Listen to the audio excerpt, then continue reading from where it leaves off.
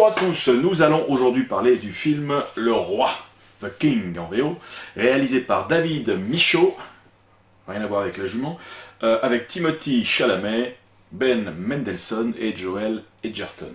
Bon, ça raconte l'histoire du jeune prince Hal, qui refuse catégoriquement de reprendre la couronne de son père, donc Henri IV d'Angleterre, qui préfère effectivement fuir tous les apparats de la cour et préfère mener une vie solitaire accompagné de John Falstaff, son compagnon et son mentor. Finalement, il va accepter de reprendre le trône.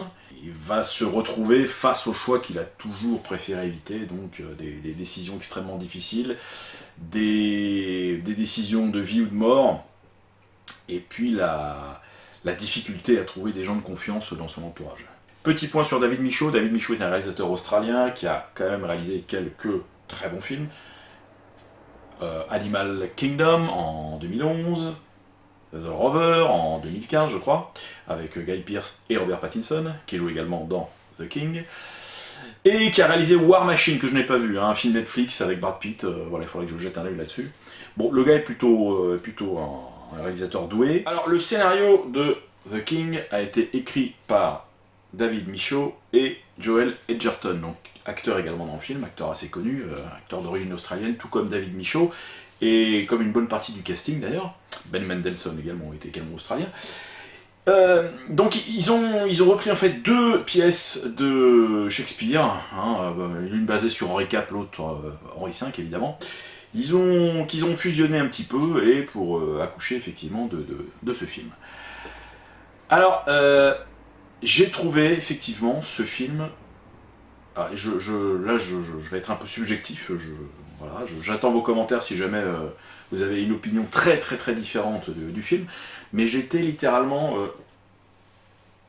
hypnotisé, fasciné, de la première à la dernière image par ce film. Et je vais essayer de vous transmettre mon ressenti, mais c'est pas évident à faire, puisque ça reste effectivement subjectif, mais vraiment, ouais, ça faisait longtemps que j'avais pas été pris par un film comme ça. Un film qui fait 2h20 et je l'ai pas vu passer. Alors ce qui me plaît dans tous les films moyenâgeux que j'ai pu voir sur Netflix récemment, c'est cette austérité dans le ton. J'avoue que je suis très sensible à ça. Ça me plonge tout de suite dans le film, enfin pour tout vous dire, ça m'aide à y croire, donc l'austérité. Bon. Qu'est-ce que j'entends par austérité? Prenez par exemple The Outlooking, qui est quelque part, au niveau de son scénario, une suite directe de Braveheart. Bon, j'aime beaucoup Braveheart, c'est un film que j'ai adoré. Braveheart date de 95. Si on le revoit aujourd'hui, il tient encore la route, mais c'est vrai qu'il y a un côté un peu, dans son scénario et dans les péripéties, il y a un côté grand film d'aventure. Dans ces scènes de bataille, il y a également, voilà, il y a une exaltation. Là, vraiment, dans The King, on est plutôt dans le même registre que dans The Outlooking, à savoir des films qui sont dans l'anti-spectaculaire. Il y avait, au final, dans The Outlooking, une scène de bataille, ça sera le cas également pour The King, la bataille d'Azincourt, d'ailleurs, qui arrive sur la dernière partie du film, ce qui ne l'empêche pas, d'ailleurs, d'être prenant de bout en bout, comme je vous le disais. Mais voilà, il y a... tout est traité avec sérieux. Il y a, au niveau effectivement des dialogues, là, les auteurs ont trouvé un ton idéal, ni trop dans l'emphase moyenâgeuse, qu'on peut retrouver dans certains films américains qui veulent faire vraiment authentique et qui font empouler comme c'est pas possible.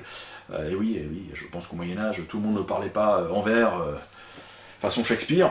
Et donc là, il y a un niveau, ils ont trouvé un niveau de vocabulaire qui est à la fois tout à fait compréhensible pour nos contemporains et en même temps qui semble un petit peu d'une autre époque. C'est bien vu, ça permet d'être un peu plus dans le film.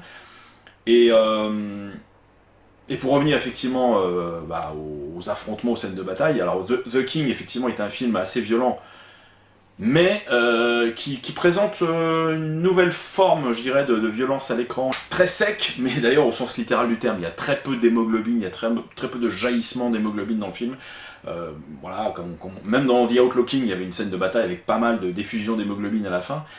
Là, il y a alors, une recherche de vérité, même je pense. Souvent à l'époque, les armées combattaient en armure, des armures qui pesaient jusqu'à 30 kilos. Et effectivement, souvent, le seul moyen de tuer l'adversaire, c'était de trouver la faille, puis d'y enfoncer un couteau, hein, dans un interstice, voilà, entre deux côtes de mailles. Enfin voilà, c'était la seule solution. Et c'est ce que le film montre bien, ça. Les combats n'ont rien de glorieux. D'ailleurs, le héros n'a pas du tout, il n'est pas du tout dans l'exaltation du combat, etc. C'est quelque chose qu'il fuit. Il n'aime pas donner la mort, il n'aime pas voir la mort. Et le film, effectivement, épouse un peu sa vision, parce que vraiment, les combats n'ont rien d'héroïque dans le film.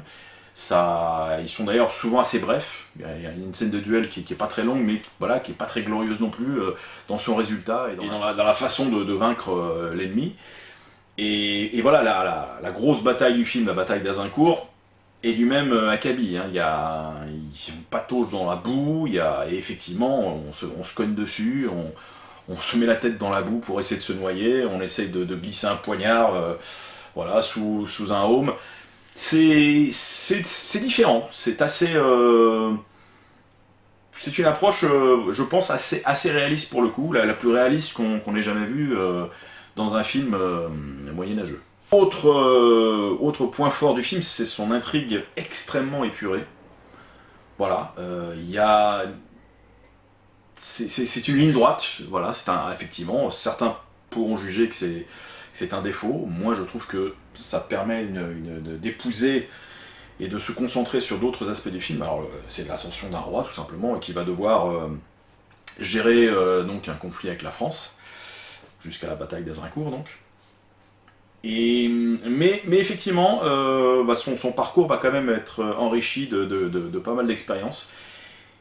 Et cette intrigue donc épurée à l'extrême permet vraiment pleinement d'adhérer, de rentrer dans le film.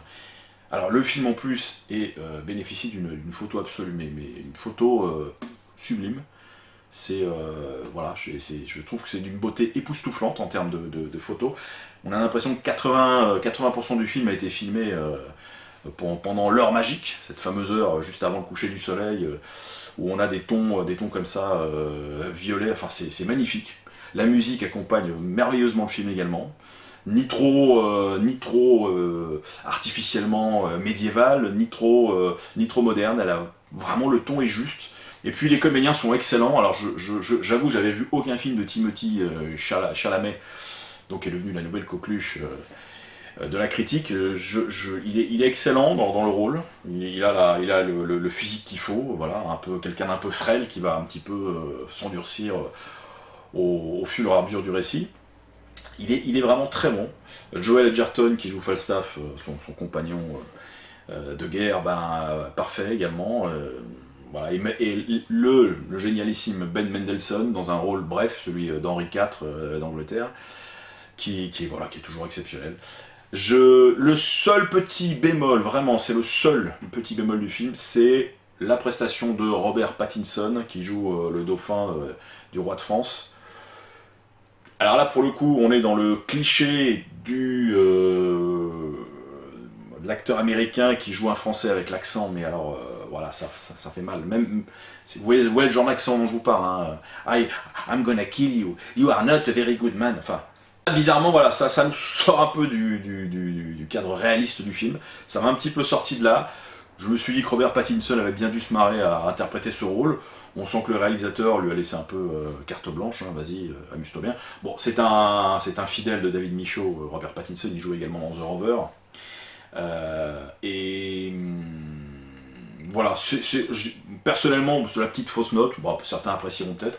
C'est une fausse note d'autant plus que un peu plus tard dans le film, il y a Lily Rose Depp, donc la fille de qui vous savez, d'ailleurs compagne de Timothée Chalamet, qui joue, alors pour le coup, une Française qui va parler anglais avec le personnage principal, donc avec un accent français. Alors Lily Rose Depp est parfaitement bilingue, et elle réussit à recréer un accent français quand elle parle anglais, qui est tout à fait crédible. Vous me suivez?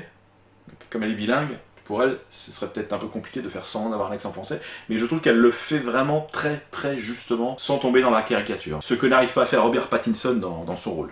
Voilà, quoi vous dire d'autre, ça fait partie de ces films, moi, qui m'accrochent de la première à la dernière image.